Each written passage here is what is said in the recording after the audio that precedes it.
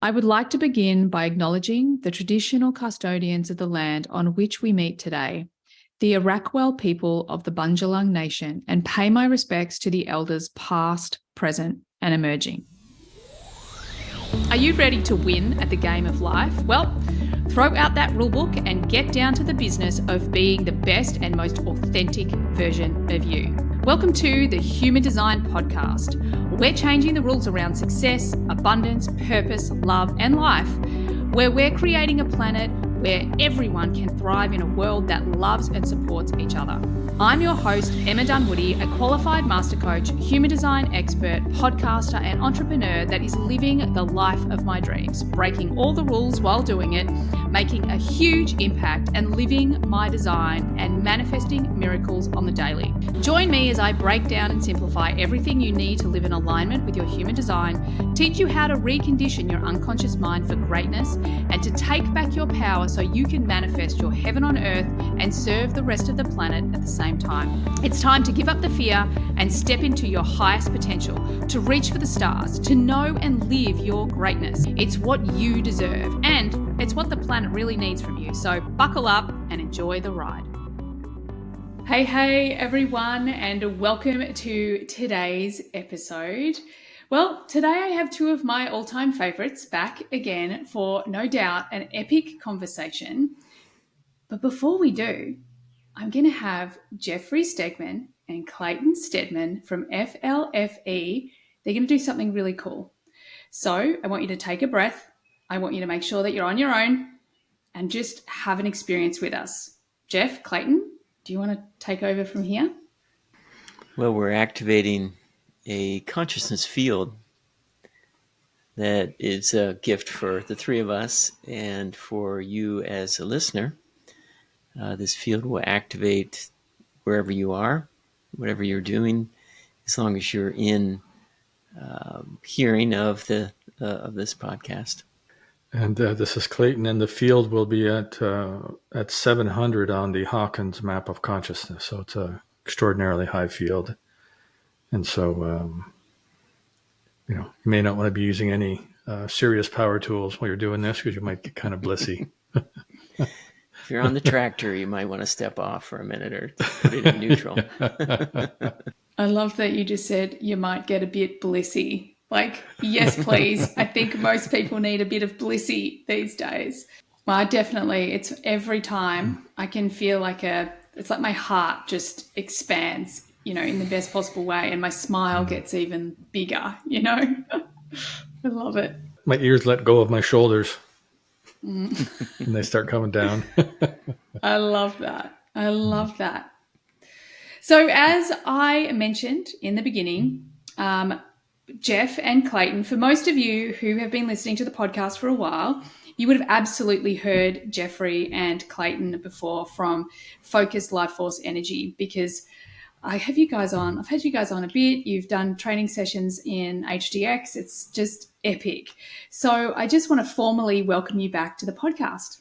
Great to be here. Yeah, thank you. A lot of the work that you guys do, it's profound. I mean, I've had a lot of personal experiences. Today, I want to talk a little bit. I know you've got some recent research back on the EMF part. And for me, this is really important. And I'd love to kind of dive into a bit of that. And in the past, again, I've spoken about how, especially my eldest son, so from a human design point of view, in his environment, he's a 5, meaning that he's very, very sensitive to EMF. And the moment that we put the FLFE on the house, it made a significant difference. And he now has it on his phone as well. So it's with him wherever he goes. And he had childhood asthma, which he doesn't have now. And there were a lot of big shifts because we actually lived right by an electrical, like a whatever the one in the middle is that collects all of the lines from all the different streets. The transformer stations. Yeah, the transformer station. So we've had so much help with the FLFE and the support from this. I want to talk about this experience because, of course, for my HD friends out there, I am a 3/5, meaning I'm a personal profile. So I do want to bring things back to my experience. I yet again had this experience where recently, like less than 2 weeks ago, I hurt my back. Now, I don't hurt my back. Like I don't think I've ever remember doing it before. And even though like there's part of my mind that's like, you can't put a phone on your back. Like surely the EMF is bad for you. Like I did with my knee. I'm like, I'm putting the freaking phone on my freaking back. And I was I was really, really uncomfortable, having trouble standing up, sitting down, all of those things. And I just lay on my bed with my phone with the FLFE on it, set the intention, can you please heal the back, release the muscle. Like I did a few things, set the intention. And then I kid you not, 20 minutes later, it was, I would say, if I'm being cautious, I'd say 60% better. If I'm being me, I would say 80% better. It was so powerful. So first of all, I just want to say thanks. Thank you so much, because the freaking thing is just brilliant. It just keeps, it just keeps blowing my mind. Even though I know it works every time, I'm so in love with it. There's a reason why that worked. It just came up today because a customer had asked about it. The phone itself is at 590 on the Hawkins map. So when you put it against your skin, the consciousness is radiating into your body. And there was actually a question about whether gold or a metal would radiate faster than like a plastic phone case, but that's for another day. But so there's an effect of it personally touching your skin that I think you may have been experiencing. Wow. And let's go into the EMF part, because I think that, most of us think that our phones are no good for us, especially those listening to this podcast. They're probably like, I'm pretty sure they're doing more harm than good in so many ways. Can we talk about how the FLFE works with, especially our digital technology like our phones and that we're surrounded in our home by? So we have, since the very beginning of FLFE, we've done a lot of research. And each time when we launch a new program or a new upgrade to the service, we do research. And EMF was one of those. So we noticed that we had an issue when properties were not at the consciousness level we expected. So we test all the properties each week. We test each property as it comes on, new property each day. And they weren't coming up to what we expected on consciousness level. And it turned out that it was an EMF influence, a new smart meter, new high-speed router. And so from our point of view, we look at consciousness. So the environment was lowering in consciousness. The EMF were consciousness lowering EMFs. So, some EMFs are good. They raise us in consciousness when our, dog wags its tail or the resonance of the earth. But those smart meters, no, they go the other way. So the consciousness is lowered. The environment is not as healthy, not as good for us. And so we discovered a way to mitigate that in the field. Maybe I'll pass it over to you, Clayten. Yeah, so part of the theory of how we work with EMFs, and Jeff's way better at presenting the research and the science, but there was a philosophical part that we really had to, it was kind of a struggle, because some EMFs are positive. And the typical approach to EMFs is that we try to block them, right? So you try to block them, that's one philosophy. Another philosophy is you try to filter them so only some gets through. Of course, when you're blocking it, where are you sending it, right? You got to send it somewhere where it's not going to do harm, hopefully. And another way is to deflect it, which is a type of block. And then we came across this idea called harmonizing, which takes the EMF influence and turns it from consciousness lowering to consciousness raising. And then we came up with another thing after that, where we're just sort of working on the name of it. I'm playing with the idea of consciousness optimizing, Jeff, versus harmonizing. So the distinction we were using in harmonizing, I think we're trying to put too much in one word. This is a new kind of evolution. Is that throughout history, every time there's a new level of EMFs added, typically it takes humans some time to adjust. And EMFs aren't going away. There's more satellites going up into the air. There's more smart devices there. Unless you walk around in a Faraday cage, you need more than a tinfoil hat. You need a tinfoil bodysuit, or some kind of like super small mesh you'd like be walking around in. You're going to be influenced by EMFs. So our belief is that what we'd like to see happen is the right amount of EMFs come into our environment or into our beingness that are a stimulus for evolution. Right? Because then if you're away from, your EMF devices, you're not getting kind of overwhelmed by it. So the theory is that we're looking to find that place where it's the optimal stimulus for evolution, which really supports the mission of FLFE, which is to support the optimal conditions for the evolution of consciousness. Wow. So I'll just maybe pick up maybe two more things, Jeff. So one of the ways we helped harmonize EMFs or maybe optimize them in an environment is we raise the level of consciousness of all the consciousness lowering emitters in the environment. So all of your high efficiency lights, some LEDs provide negative EMFs, baby monitors, portable phones, right? And then we harmonized all the devices on the property. And then we found out that's why Jeff mentioned your phone is at 590. We had to bring it to 590 to have for 5G. I think for 4G phones, it's a little lower. But it took 590 on the Hawkins map of consciousness to harmonize the EMFs coming from the phone. Because that's why when you put that phone on your knee or your back, as strange as it sounds, your body is able to absorb that extra energy or that consciousness, and the body knows what to do with it. So maybe we'll see more people with their phones duct tape onto their body parts, after sporting events. I know. I don't know. And it feels like the opposite. Yeah. Yeah. It just feels like the opposite. Yeah, exactly. So I'll hand it back to you, Jeff. I'm pretty sure you know what I'm going to say next, because usually we're in the Vulcan mind meld at this point. Yeah, so that optimal stimulation for adaptation, that's, like Clayton said, we don't want to be in a bubble, because you're going to come out of that bubble sometime. And if you're not adapted, you're just going to go all over through it again. So with the EMFs in the FLFE field, there are some EMFs. And the whole point is to mitigate to the point where you can live your life and it doesn't affect you and doesn't affect your sleep.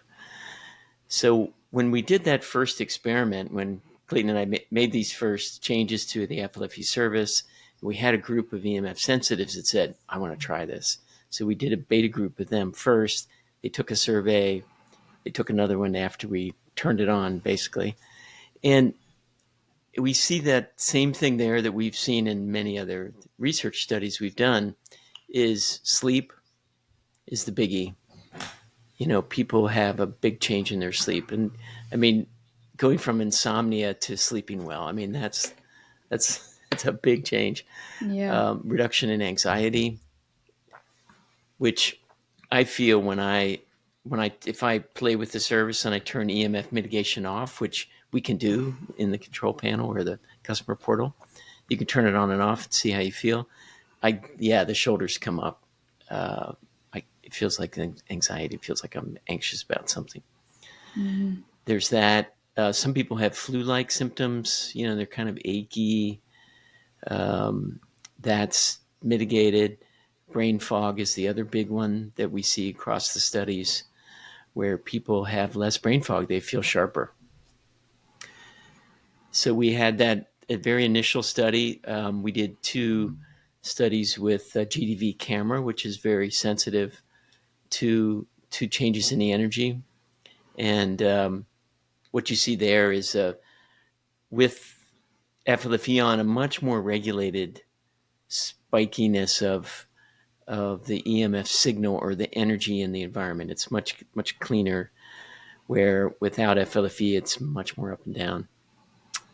But then we did 2 with Dr. Gary Schwartz coming on from the University of Arizona, who's just a pioneer and a giant in frontier medicine or frontier science of all kinds. And, he's a psychologist, psychiatrist. And so he comes from mainstream science, but he's an open scientist. So with his help, we recruited with also a University of Pennsylvania researcher, EMF sensitives. Never heard of FLFE, weren't interested in consciousness. They were suffering. So we did first a group of 10, and all the same things that we just mentioned: insomnia, anxiety, brain fog, anxiety, flu-like symptoms, all came up, all showed to be significantly reduced in the FLFE environment. Then we just did an N of 40 replication study. Again, similar results, but this time depression came up in the top 5. So reduction in depression. So that was very interesting, because we're starting to see some cases of that where people are seeing a big change, kind of pulling themselves out of depression on the surface. So that's the research that we have to date. We're doing an extended study right now for an additional 6 months for those same people, so we can see how they progressed on the FLFE service over an extended period. It is, as you're speaking, as usual, I'm like, noticing, remembering my own experiences or reflecting on my own experiences. And one of the things, and I just remembered in this moment that I was going to send you guys photos from the Camino to calibrate the places that we went. So I will still do that. Right. But one of the crazy things about the Camino, so keeping in mind that I did this 800-kilometer pilgrimage 5 years ago, 5 years younger, I did it this time and I had no extensive joint pain, no shin splints, which I got last time, no pain whatsoever, I'm 48 and I'm walking with my 16-year-old son and 30-year-old friend, and I'm like, wow, something's going on. And I think a lot of that I put down to, because the FLFE has now been on our home and I work from home, so the business as well, for I think it was since like 2019 or even 2018, so a significant amount of time. And it's those little things that you don't even think about until you have the conversation and you're like, yeah, wow. I recently went to a doctor just to go, let's just get my bloods done and rah, rah, rah. And she was like, do you have allergies? Do you have this? Do you have that? I'm like, nope. So I think it's that consistent energy and just being in that higher consciousness that has had a really significant impact on obviously my mental, but also really my physical body. Is that fair to say, or is that attributed to something else, do you think?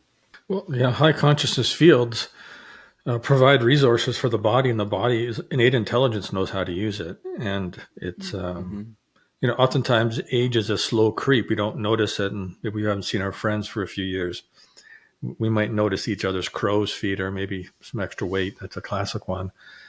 But there's times when evolution is pretty quick, but most of the time it's a slow, gradual, iterative process. Mm-hmm. And we have talked about trying to find ways to measure anti-aging, because we believe that high consciousness fields support that. And the one thing I forgot to mention about the EMFs is that we also introduced the energetic signature of shungite into the environment. And that was the only material we found in existence that would actually harmonize the EMFs. And the challenge with this different philosophy about EMFs, if you're looking for the optimal amount, is to try to find devices that are sensitive to measure that and can correlate optimal amount, because most people don't want any. Right. So when they're making these devices, they're not thinking about what's the optimal amount. And we didn't either. They're just trying to block it. Right. So these little, Yeah. So to come back to your point, actually, shungite is used in Chinese medicine for certain conditions. So we hear lots of stuff, Jeff, from different people. Like we had we had a gym here locally that we got a bit of a thing with, a bit of, a study, and well, just anecdotal, and people were, they were recovering quicker from their workouts. Yeah. And there was, they were like, we didn't do it well enough to know if there's increased strength. So I don't want to say that, but some of the people, that was the one in town, Jeff, that CrossFit gym.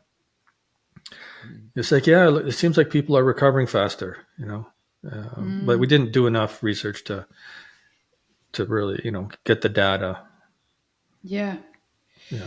I love that. I think it falls into that category of, because we can't see it, like it's hard for us to get a grasp on how specifically it's working. And even as you're speaking, one of the other things, because I've now, I've got 2 kids, my eldest is 16 and he's right in that, like that challenging time for teenagers. Like being a teenager is not easy for anyone, but in this day and age with social media and all the other things going on. And I just have this, both my kids just off the charts. And I would say the best way to articulate it is they actually are operating from a higher consciousness most of the time. Like my 16-year-old sits around a campfire talking about, why do we all need external validation? We need to stop doing that. Like we need to heal the relationship with ourselves. I'm like, dude, you're going to be fine. Like if you're having those conversations at this age and stage, you're going to be fine. So I feel like it's such a subtle thing that is having, long-term effects on us. And the anti-aging piece, like freaking sign me up for any of those studies. I'd love to be a part of that, because I'm so not about, like, I'm not sticking anything in my body that's not natural, and again, no judgment. Anyone can do what is correct for them, but it's really finding that balance of like, how do we, health, wealth, and happiness, how do we take care of all the areas of our life in, like, this is just the most simplest of ways. The question I do want to ask, because there will be a lot of people that are kind of like, okay, cool, you've dived straight in, Emma. Yes, I know, because I'm enthusiastic and I love it, but I want to actually ask a really simple question. Why does raising our consciousness even matter? Like, why is that something that we need to be doing? Well, maybe I'll start with my own opinion on this, and I see if Clayton agrees, but it seems to be the point of existence. Yeah. is learning, growing, gaining experience, and becoming wiser. So we tend to think of, if you talk about raising consciousness, it sounds kind of academic, but it's really freedom. It's really additional freedom. It's more freedom from our thoughts that are negative or that might hold us back in some way, or freedom from habits that we just don't want to have anymore, freedom from patterns of behavior that don't serve us. It worked great when we were 7 years old and something bad happened and we needed to survive, but doesn't work for us now. So that increasing freedom and being who we truly are and being like loving every piece of us as it is, that's the point of raising the consciousness, I believe. I love that. Clayton? Well, being a kinesiology geek, I have written out, the purpose of life is, and then I'll write out statements and test the level of consciousness of it, of course, I love that. Oh my God, I wish I was a fly on that wall. Yeah, we should probably crank, we should probably get a couple thousand of thousands, because there's more than one way to express the highest truth, usually in a situation. Yeah. So there's something to the effect of, if we look at life on Earth as a school where we have the opportunity to learn lessons and evolve and grow and raise our consciousness, as Jeff said, that really is the purpose of life here. And what I'm finding out as I age, I have a little more money than I used to have, but money really doesn't give me freedom. It just, it takes away some preoccupations. My health is good, and that contributes to the freedom. But I know lots of people that are healthy, but they obsess about their health. So just having good health isn't freedom. having relationships where there's not a lot of drama and there's a lot of joy. Just being in a relationship doesn't bring you freedom, because you could have a really hard time in the relationship most of the time. I mean, it's probably normal to have sticky spots for everybody because we're human. So freedom is about being able to consciously choose. Well, one version of freedom is about being able to consciously choose the life you want to create, and to some degree to be in service to the highest and best interest of all. Because consciously choosing the life you want to create, if you're creating a selfish life that it's all about you, you're not free. So freedom's a big conversation. But as best as I can tell, this is a school down here, and we come in at a certain grade. We're born at a certain level of consciousness, and we work our way through the levels, and whatever part of it's that's eternal, it just keeps learning and growing. Yeah. Hopefully. Yeah. As you said, I feel like that's the point. That's the ultimate reason we're here. And I love the way that this can support, like the word that I always talk about, and my friends are kind of like, anytime I hit a speed bump or a little challenge, they always reflect it back at me, because I'm always talking about greatness, and greatness for me is, well, I came into this life, so I want to know the potential, so who am I and what can I do with that? How can I serve the planet with that? And I think that one of the greatest supports for that has been being able to have the FLFE, because what I know for sure is that as I navigate some challenging things, and I'm actually navigating some pretty challenging things at the moment, but what is beautiful is that I'm navigating, and I literally had one of my closest friends say to me today, she's like, it's just amazing. Like, how do you do this? How do you navigate through this situation with such a, with such a perspective, with such a loving, balanced perspective for everyone involved? And the simple answer is, I suppose, that my consciousness is at a certain point, but also that it's supported, that I'm in a constant environment where I simply put feel safe, or I simply put feel like I can be me, or I don't have the bumps that I used to have when I was younger and maybe without the FLFE. So I think that for me personally, it really has taken all the edges off, without, probably the same things like alcohol does, but in a really, really, really good way, not a dysfunctional way, because I'm not avoiding anything, I'm not changing my state. I'm just emphasizing me. So anything you want to respond to on that, guys? Well, resilience is a word that has come to mind recently, that rising in consciousness and being more free and loving ourselves, all the parts of ourselves, seems to create a resilience where, like you said, where, you're in a difficult situation, but it's going to be okay, and you can move with it or dance with whatever's happening without going back into stories, from your past, or things that, oh, I should have done that, or I should have done this, or I'm bad at this. With those stories largely quieter, we can deal with what's in front of us and what is in the moment, what's the situation. And so I think there's a resilience in a higher consciousness state or beingness. Well, for all of us, we live in an economized society, right? So the kind of part of the mission of FLFE is to support the evolution of consciousness in an economized society. That's where we work. Different native cultures in the past, they didn't have the same type of economized society, and they had a relatively high level of consciousness, maybe in some ways higher than ours. It might have been closer to the land. And for us for those of us that work, it's not the same in Canada as it is down in Australia.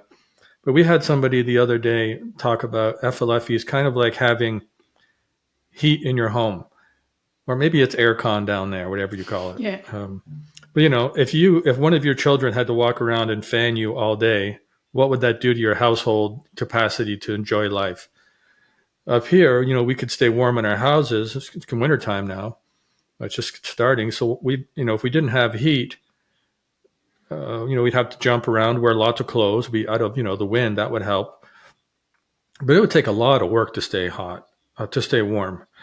And, I have never heated a home with just wood. Some people up here do. And they've got to cut that wood, and they've got to have it ready for winter. And they've got to feed that fireplace or that stove all, whatever they have to get the heat. They got to feed that thing all day long, and maybe 2 or 3 times a day. We just have to set the thermometer. So it just allows us other options. So in your case, Emma, it might be possible for you to maintain your same state. And I would say it's likely you would have to work a lot harder at it. You might have to spend more time meditating, or you might have to do something else other than to maintain that level of energy. You'd have to just spend a lot more time and energy on it. And most of us would rather do something else instead of trying to use our own energy to prop up the environment around us and defend ourselves from the parts of the world that aren't that high. So that's what it's seeming more and more like to me. It's like, I know I forget because I'm in it, but I do hear these metaphors and I really like them because I get used to it. Yeah. Until I leave, you travel and you go someplace, you forget your phone, you're away from home. And it's like, wow, where's the bubble? Okay, my business owners, people who want to start a business, anyone who wants to use human design in your business, do not hit the fast forward button. Emma will be with you in 30 seconds, but until then, just hear me out. I want to share with you one of the best pieces of advice that we've ever received in running our own business, and that is to always be looking for ways to move people from a platform that you don't own to a platform that you do own. What does that mean? That means that moving people from your socials, podcast, anything like that, platforms that you don't own onto a platform that you do own, meaning your email list, is one of the most important strategies when you're running a business. And the way that Emma and I do that in this business is through the human design chart software that we have on our website that we get asked about every single day. And if you know anything, you know that we are obsessed with it, because not only has it brought in nearly 20,000 new leads into our business in less than 18 months, which is just absolutely insane, it also helps us communicate with our audience, build a community, nurture people, show them how much we love them, give them free resources, information, teach human design the way that we want to teach it, and direct them to other modalities that we're passionate about.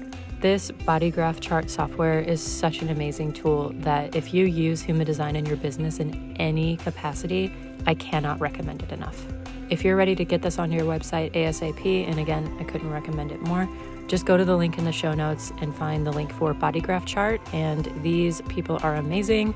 Their customer service is amazing. And they have offered all of our listeners 50% off of the software for 12 months if you use the code Human Design Podcast, all together, all lowercase. So please go check that out. Please don't hesitate putting this on your website. It is a game changer. And again, it's moving people from platforms that you don't own to platforms that you do own so that you can grow your business, thrive, build a community, and serve them in a way that makes sense for you. So go do it. What are you waiting for? Enjoy this episode. I definitely feel that as well. And it was really funny during 2020, when there was lockdowns and those sort of things, or when things had just opened up again. I always want to kind of go back home, but there was this real this, and I'm not really a fearful person, but I was like, yeah, I just want to get back to that place because it just feels safer, with the FLFE on the home. Yeah, I love that. And I know for me, as we've talked about a lot in the past, it's just been the difference that's made the difference. It's just been the quiet thing in the background. I can map when I turned it on with, significant business growth.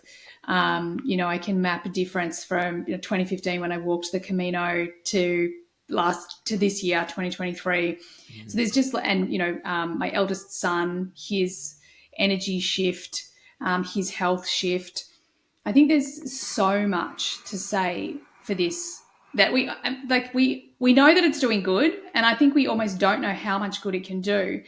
Until we just, because I'm always talking about the experiment with human design, but until we experiment with it, until we actually have a go and see what the difference is. Because I do know that there's some people that they feel it, when it gets switched on, they feel it really, really significantly, don't they? Like you can have some people that are a bit like, whoa, I need to turn it down a bit. Is that fair to say? Yeah, there's different levels of sensitivity. And some people are, yeah. I mean, when we first started the service in the very beginning, when we were experimenting, we had some sensitive people, and we would turn it on and off, and they would tell us it's on, it's off, it's on, it's off. And there's people that are that way, and then there's, I think, Clayten, you like to say there's thick-skinned people that serve a purpose, right? They're out there, bashing their heads against barriers and changing things, and they have to be thick-skinned, and so they may not feel it as much. I feel like that's me. I feel like it's definitely me because I can definitely see the results and live the results in my life. Like I know that it's working. And because, like I've said, I've physically used my phone on damaged parts of my body and seen instant results as well as business growth, mental and emotional improvement. But I also think that sometimes like I'm that thick skin, like I kind of I can just be a bit of a bull at a gate. Like, okay, if I've got to do the thing, I'm going to do the thing. But again, I just noticed that even that tendency of mine, and maybe that's also maturity, I'm going to be 49 next year. It's that, like the depth of trust and belief in myself, and watching it be evolve so quickly in my children, like that they're making decisions. And, my youngest son kind of went, yeah, I think I need to make better decisions on the friends that I choose. Like what 12-year-old actually considers that? Do you know what I mean? So I feel like I feel like they're really, really supported in this environment. Because at the end of the day, I feel like for me, the way it's really worked is that it's helping me again access my greatness, like the most authentic version of me, and being able to back myself and to feel really confident in that.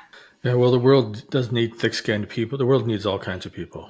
I don't know if have you heard of John Wayne down there? You ever heard of John Wayne? Yeah. When I think of thick-skinned people, I think of John Wayne, kind of the pioneers. They're off by themselves. The old image of clearing the land, the pioneers and homesteading. You need those type of people. You need the people who run the general store. You need the farmers. You need all types of people. And, some people's gift to the world is they're thick-skinned and they can kind of get through stuff that it would be extraordinarily difficult for other people to do.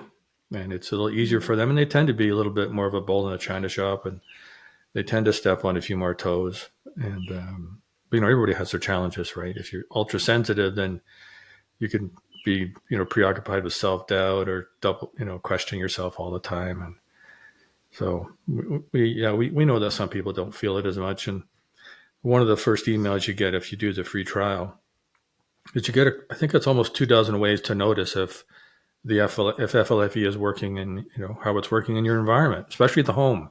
So it might be your pets, it might be your plants, it might be your children. We had one couple, the wife was like, well, I don't know if it's really working. And the husband said, well, we haven't had an argument in 2 weeks.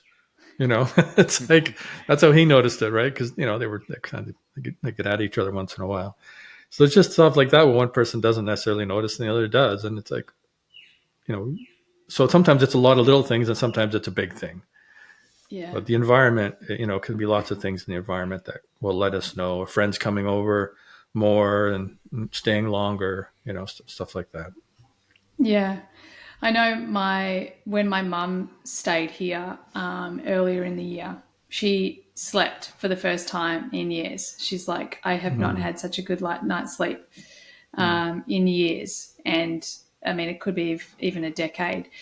Wow. So yeah, that was just crazy.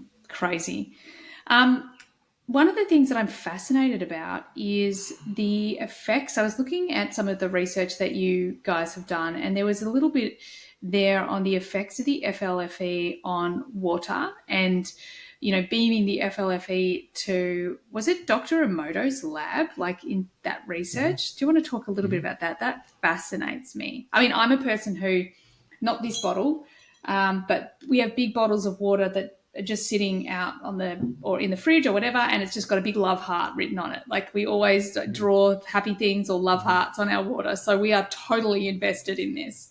Well, the FLFE field is at unconditional love. So it's a love zone.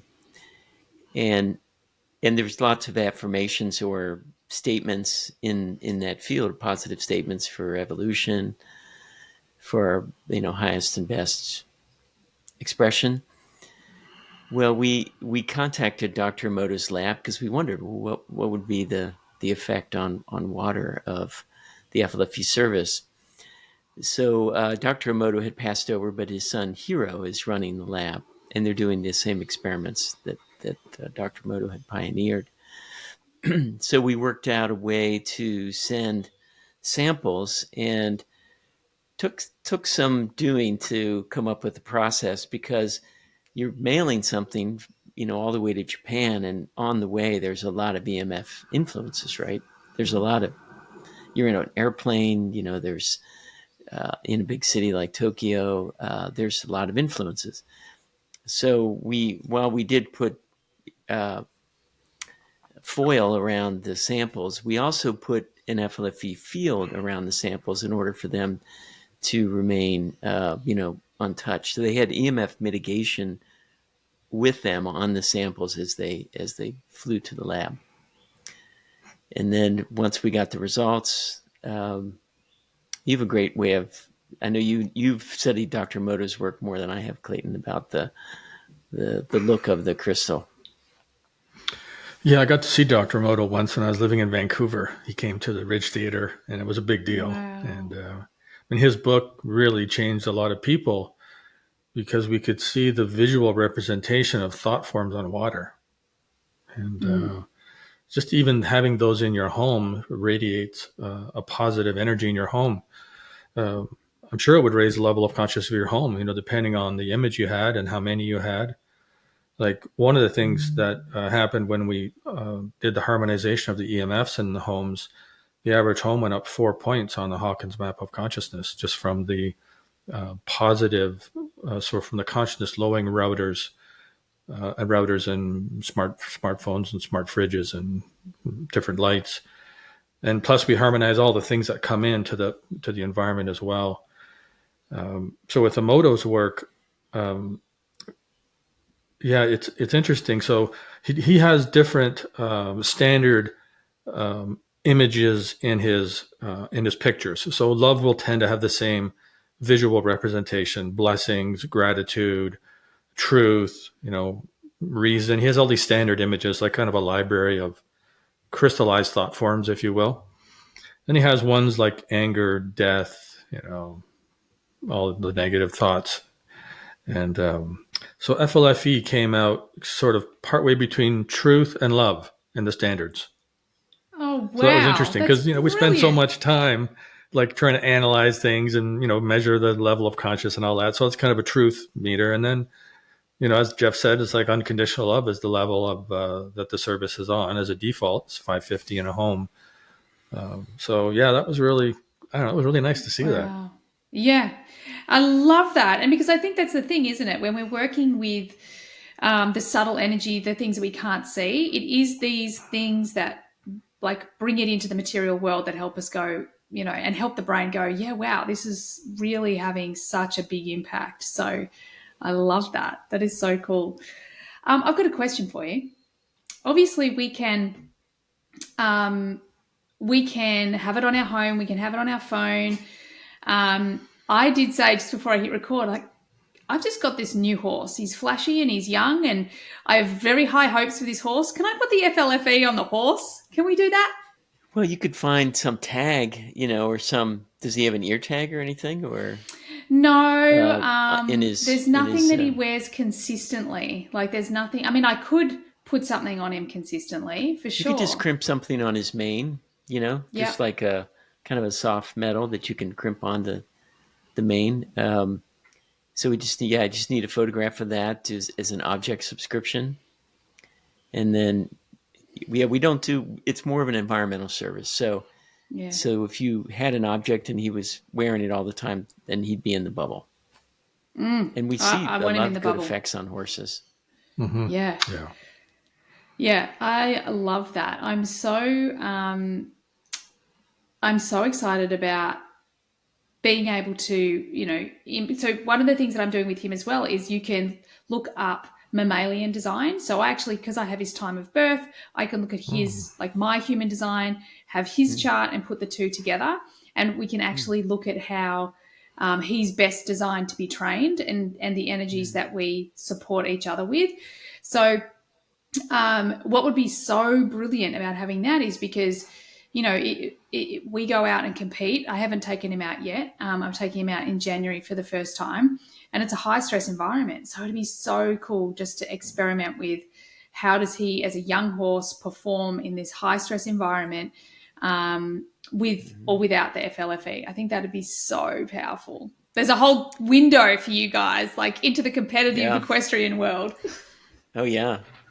Well, the friends we have with horses say that while they're taking, big rides and they run across something new, like another horse comes up or there's a dog or something, that their horses seem much more calm and, able to handle things like that when before they would have gotten skittish and upset, that they just seem much more calm, which might work out great in the, like you said, the competitive environment. Yeah, exactly. It makes me actually think about stress. I think one of the things, I have an aura ring, and they've just brought this new technology, or not technology, new thing that it counts, and it's your stress levels, and it just watches your stress go up and down. And it's kind of one of the things that I was really surprised about is how little stress I have, even though I feel exhausted, and maybe I would think that I'm stressed because I'm doing lots of stuff or whatever. The ring is telling me that no, in fact, I'm not that stressed. At least it's not as often as I think I am. So what sort of effects does the FLFE, have you done any research on stress levels and how it affects levels in people? Well, the EMF research and the customer experience survey, anxiety is part of all those, and it's really a form of stress that you feel anxious, like something's wrong, or So I think that's probably the main one. We have an opportunity to do a study with an Aura Ring type company where they will collect data from people, and we can put have the FLFE on for a group and have a control group, and really look at some of those measurements like heart rate variability, because that we hear that heart rate variability is positively affected. People that are doing that work say that their heart rate variability scores are better when they go on FLFE. Yeah. What's that institute, Jeff? The Heart Math Institute. We had people who were really into heart math, and they were saying, "Well, my heart math scores changed," and we wanted to do something with them. And because we're a commercial operation, they didn't think it was the right thing. But so the Aura Ring research might be one of the answers. And there's a couple other things in the customer service surveys. One of the benefits was be able to change a negative thought to a positive thought. That's right, Jeff. And then there was obviously increase in sleep. But these aren't the same as saying like heart rate variability dropped by 17% or something. We just don't have that kind of data. We have, people giving their anecdotal evidence about changing a negative thought to a positive thought, or being more forgiving was another one. Yeah. So I love that. Well, I look forward to more studies on that because, again, even wearing an Aura ring for me, I get a lot of like good feedback from it. I'm like, wow, doing well, awesome, brilliant. So I would love to see that research. Now, the other thing that I want to share with you that is really cool because before we hit record, Clayton, you mentioned a particular question, or you asked me a question that intuitively had been given to you. That was, how does the FLFE help my community? And as soon as you said it, I'm like, oh, boom, there it is. There's my human design. So in my human design, the biggest energy, and for those out there listening, this is my personality sun, is in the gate of community. And this is actually my life's work. And it's something that, had I not come to human design, I would never have valued, because it's more of a sort of a being energy, this ability to create a powerful community, at least the way I had framed it back then. And now I understand, like, oh, wow, it's actually how I set up these communities. Because one of the superpowers that I have is that, whether it's running a mastermind or a retreat or my HDX community, we create the most incredible communities. They're so loving and supportive. Like, people always say, it's really weird to be in an environment where you can actually really be yourself and no one's having a crack and no one's having a dig. And as soon as you ask me that question, I'm like, there it is. Because every time we've run retreats, so all my businesses run from my home. This is my biggest, like, almost container of my life's work. And we have traveled all over the world this year running retreats. And every time we have put the FLFE on the facility that we've had it at the house. And the results that we've had, like, Taylor and I get to the end of it and we're like, what just happened? Like, we're actually doing a retreat, like an invite-only retreat for all the people that have been on them. And because they had such an exceptional experience, they all want to come. And I'm like, and this is from all over the world. So they're willing to travel, halfway. We have to do it halfway between the States and Australia. They're willing to travel all over the world and spend, invest the money, invest the time, because of this epic experience. And even for me, I cannot believe the magic that we have experienced. And if one of my other gifts is simplification. And if I simplify it, what I'm getting is what the FLFE has potentially helped happen is all of these beings that are already higher consciousness, like they're already like punching it above their weight. It's just amplified everything. And the synchronicities, little things like the day that we were doing the gene keys, and the gene keys on the cover of this book is a dragonfly. And as I pick up the book, a dragonfly flies in and sits on the book. And this just keeps happening over and over and over. The synchronicities were off the charts. So the answer to that question is, what it looks like, and what I'm sort of intuitively receiving and also reflecting on now, is like, it's amplifying everything in my community. It's amplifying that love, that unconditional love piece. Mm-hmm. Thank you. Yeah, we had somebody that we were talking to, another referral partner, and they did workshops all the time, and it was the first time they did FLFE. Well, they had FLFE on the home. They were renting a big home and doing it on a beach in Florida. And a couple of things that I recall is that they noticed that when it would take maybe it was a week long, it would take 1 or 2 days for people to get settled, and then things would start to go deeper. But they said right away, like within hours, things went deeper, and they went, and there wasn't like any wobbliness. Nobody really spun out. Sometimes people, they go really sideways, and I'm not saying that's even a bad thing. Maybe that's what they need to do if their container is good enough to hold it. But they just said they didn't have any of that, and people went deeper right away. The meditations were deeper. People that didn't have, they couldn't meditate. It seemed that the higher consciousness allowed the group to hold a place where the people who weren't good meditators could meditate. The meditations were deeper. It was easy to stay longer. Same sort of things, just a little more detail about what they'd experienced. Is there anything else, Jeff, that you can recall from John? From those specifics? No, but yeah. I mean, to me, it's powerful when any people get together, right? I mean, there's a power to gathering together, but it seems that with the FLFE, there's the trampoline effect, right? So we're kind of bounced back up to unconditional love. And so in the group, it just seems like it helps. It's like a launching pad for the group, and then the group can really go higher. So I don't want to take away from the power of humans getting together. We're supporting that to be at its best, to be what it can be. And I think that's the overarching thing for me with the FLFE is it's an amplification. It's not like it's a panacea. It's the amplification of potential, like higher consciousness potential. So if you're someone like, for me personally, I'm an all-in kind of person. This whole greatness thing has been in the back of my mind and in my heart since I was tiny.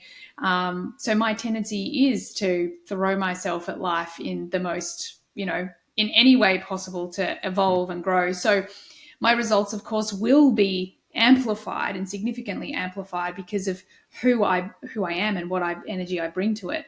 And I think that's the beauty of the FLFE is it's like it's going to hold space it's going to amplify whatever your I don't think ready is the right word, but it's going to amplify what's correct for you to amplify as opposed to throwing you in the deep end. Does that feel like it could be true?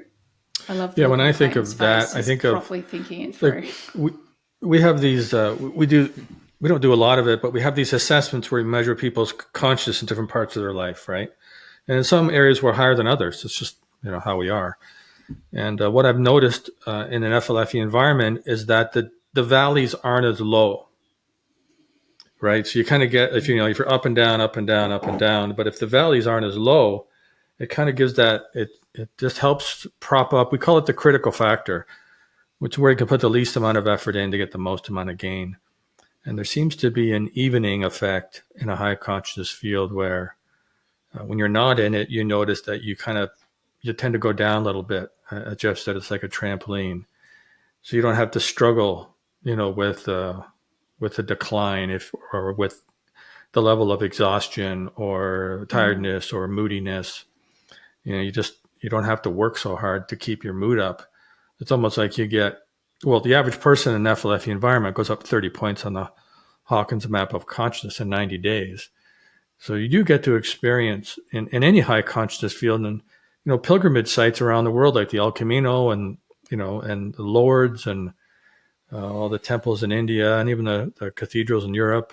People go there because they get to experience life at a higher level, and in a high consciousness field, it's easier to find that uniqueness that's us, which is strange because everybody's unique, and to be the better part of ourselves.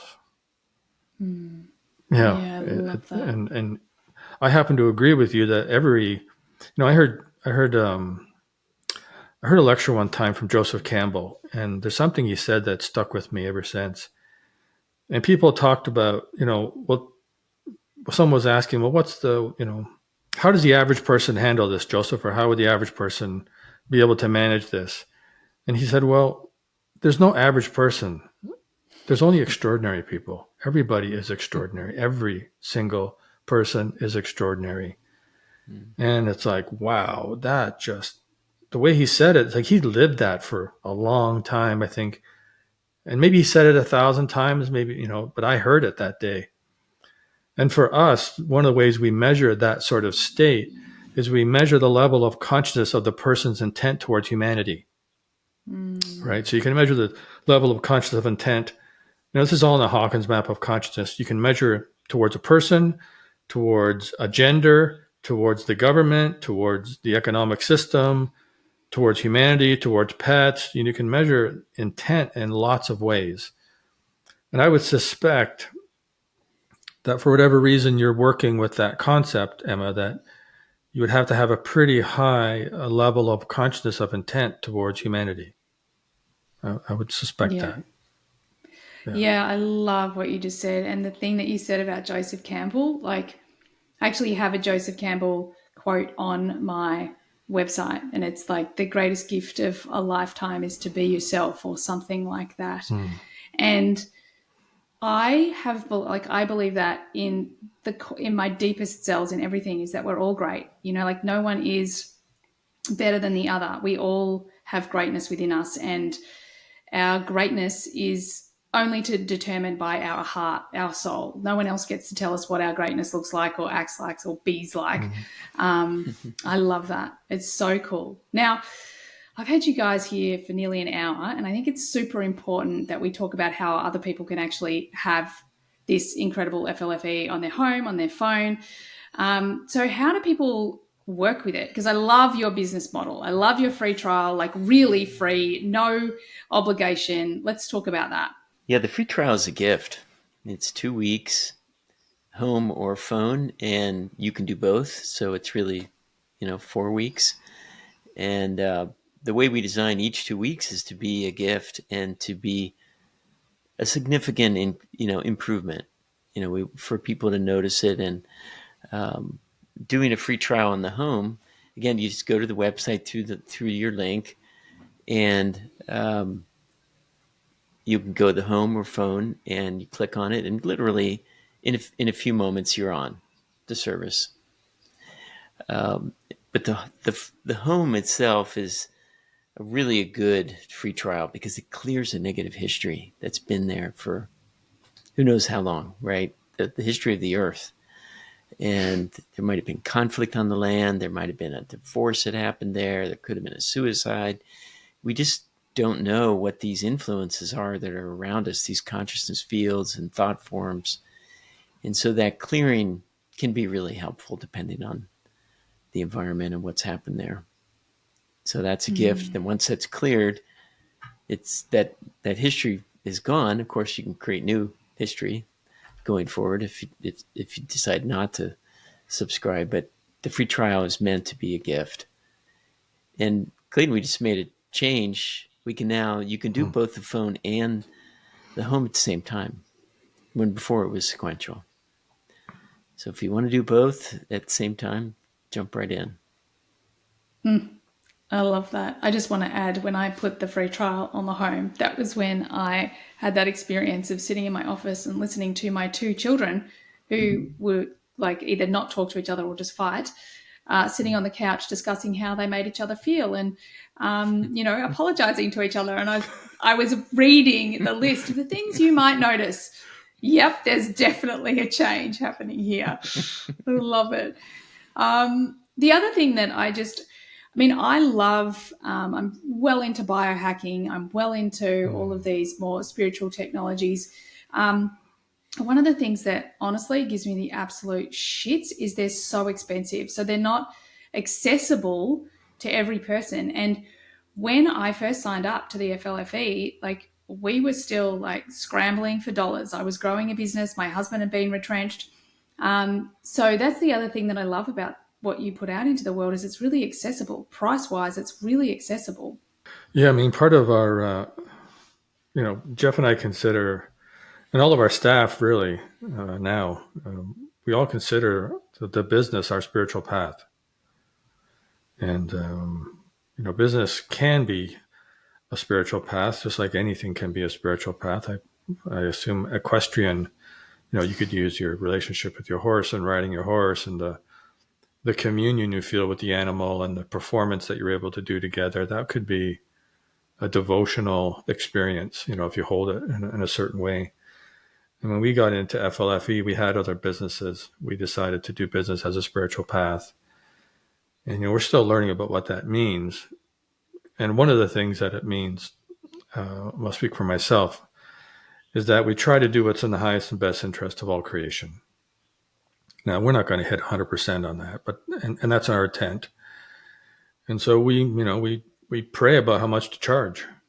We measure it with kinesiology. We try to measure the influences that we get, like where the thoughts come from, and we measure a lot of things in the business. And it's really affordable. The price will have to go up probably within the next year or so because everything has gone up, right? Inflation's really high. But it's only $35 a month, US. And there's a lot of value there. Yeah. A lot of value, yeah. Yeah. And we do upgrades all the time, and we just add the upgrades in. We just add them in. We just did a bunch for the last 2 weeks. I love it. Well, I would say in my experience, in the experiment that I've run, it's the thing that's helped me make a lot of money and reach a lot of people and know my actual greatness and the work that I'm here to do in the world and serve the planet. It's amplified all of the things. So yeah, return on investment is freaking epic. So we're going to put the link for everyone if you want to join up to the FLFE in the show notes. And before I let you guys go. I want you to give the listeners, Jeffrey, can you give them 3 things people need to know about, well, it can be anything, but let's say consciousness. And they could be the simplest things. And Clayton, can you give people 3 things that they can do about raising their consciousness? Well, I'd say number one is consciousness can be in a field. So it's an area of effect. So as we walk around our city and walk around the world, we may walk into a field that feels good, or we may walk into a field that doesn't feel good. And that is our human birthright, that sensitivity. And it can be a big help for us, in survival. So just pay attention to what you feel as you walk around. You walk into an alley and it doesn't feel good. There may be a consciousness feel of theft there, right? That, okay, we're going to roll people that walk in this alley. So I'd say that's number one, is just pay attention to consciousness fields that are around you all the time. Number two, I would say we have in our human system many different consciousness fields, maybe parts of us at different ages, emotional ages, you could say. The viewpoint of a 13-year-old or a 7-year-old or a 4-year-old, and paying attention to when I get triggered into that, say, 4-year-old emotional age, what triggered me, what happened that took me to that place where I'm not feeling very resourced. I'm not feeling very, able to be, inventive or to take care of the problem. I just want to, throw a temper tantrum. So I'd say that's the second one, is we have different consciousness levels within us in different ages, and paying attention to that, and those, loving those parts of us and kind of bringing them back into the whole. Number three, I don't know what, I'd say just the freedom scale, that, the more that we rise, the more freedom there is.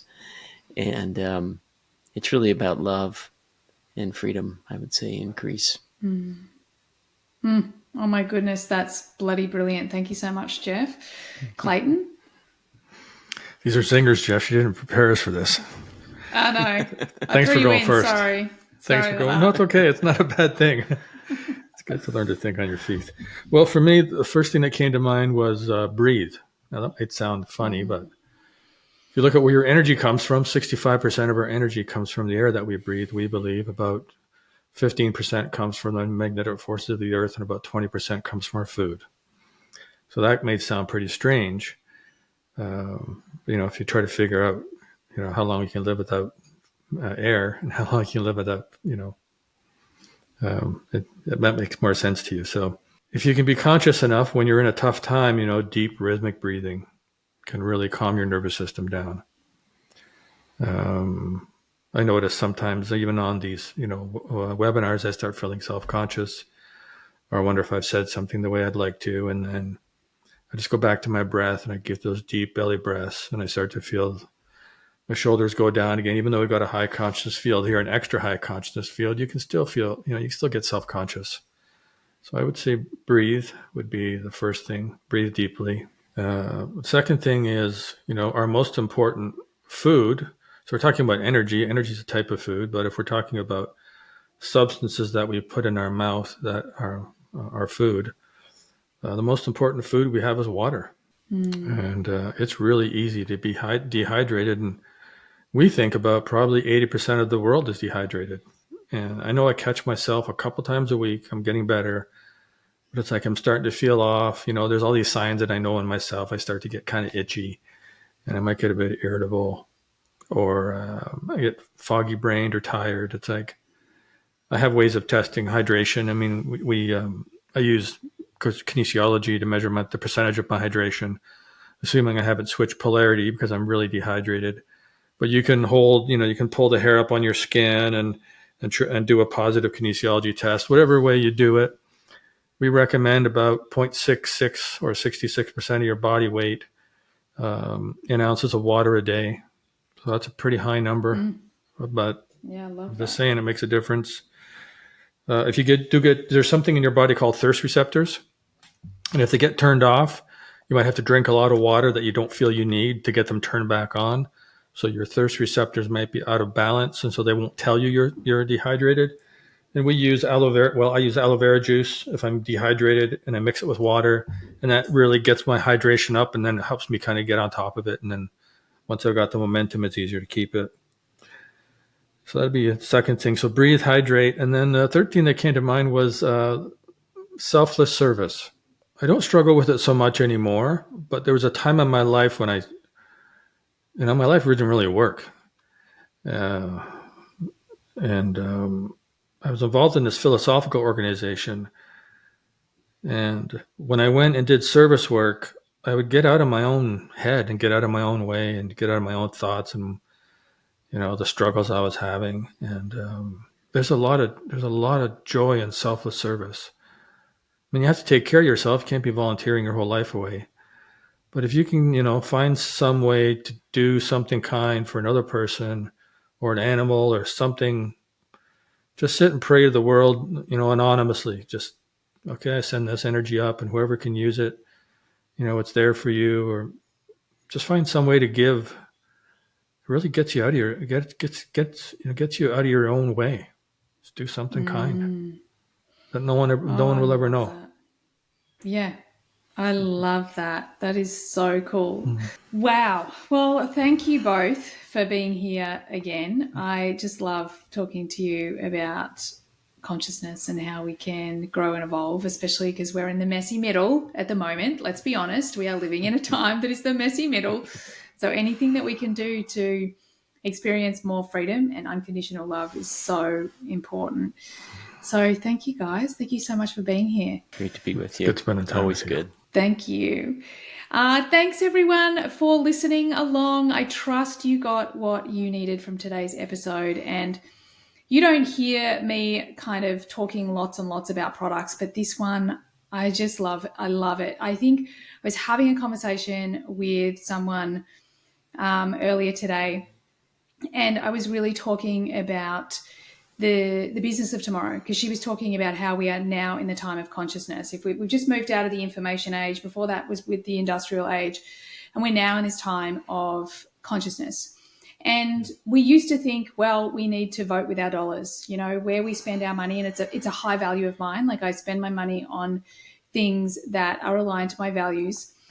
And I think that we're now in this time where we have to consciously choose the businesses that we invest in, and not just our money, our attention, the things that we want to share with the community like you that I'm speaking to right now, because it really matters. It matters that the people that are leading the businesses are coming from the heart, that they are creating things for the betterment of planet Earth, not just to make freaking money.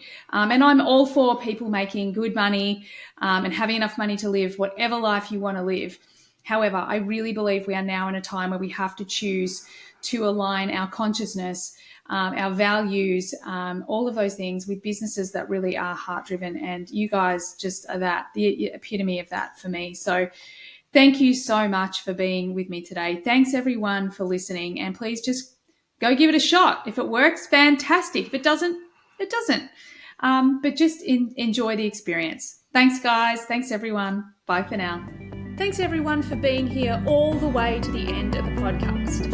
I hope you got lots of value out of it. I certainly had a lot of fun doing it.